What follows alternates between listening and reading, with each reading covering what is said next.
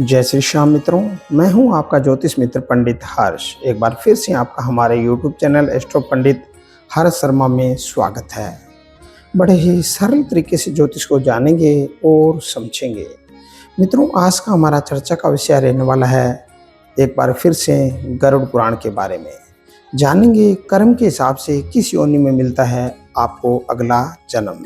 जानेंगे इसी के विषय में संपूर्ण जानकारी। क्या कहता है गरुड़ पुराण, कर्म के हिसाब से किस योनि में मिलेगा आपको अगला जन्म।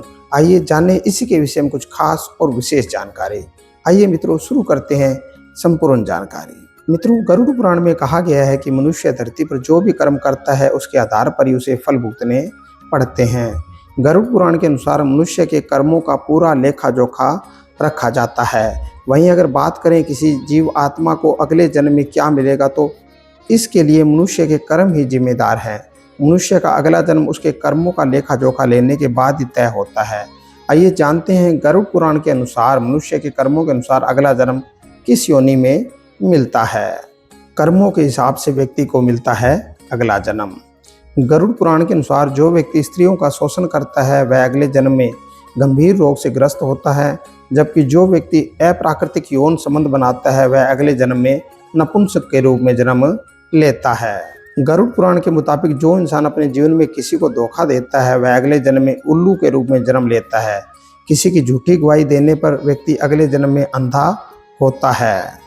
गरुड़ पुराण में बताया गया है कि जो व्यक्ति पीड़ितों को लूटता है, उन पर अत्याचार करता है, तो उसे अगले जन्म में कसाई की मौत मिलती है, उसे जानवर की योनि में जन्म मिलता है।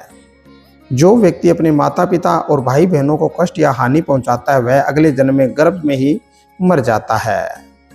व्यक्ति गुरु का अपमान करता है, उसे नरक में भेजा जाता है।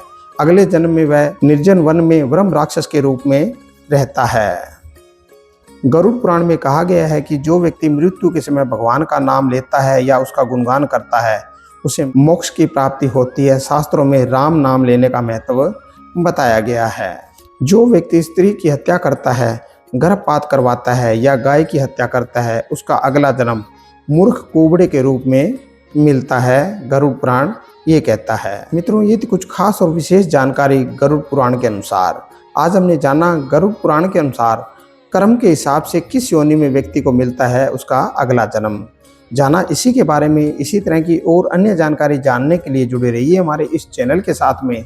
हमारे इस चैनल पर ज्योतिष को बड़े ही सरल भाषा में बताया और समझाया जाता है। आज के लिए बस इतना ही मित्रों। जय श्री श्याम।